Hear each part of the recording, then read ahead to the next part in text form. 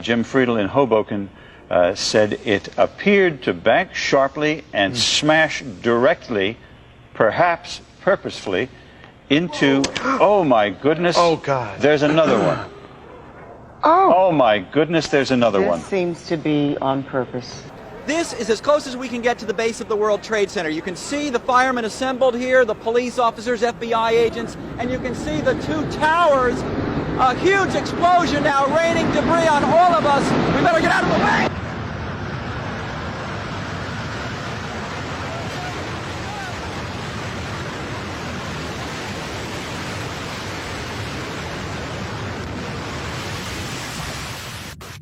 You mentioned that you saw people on the road outside of the building. Explain that scene. I saw there's maybe about 30 or 40 people covered with bandages and blood. It looks like a lot of them were either on the floor of one of the exchanges. There's actually, oh my God! Oh my God! Oh my God! We're not sure exactly what happened, but it was another explosion on the far side of one of the buildings from where we're standing.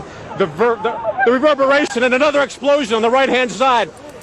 Another building has gone up on the right-hand side of the road. People are now running down the street.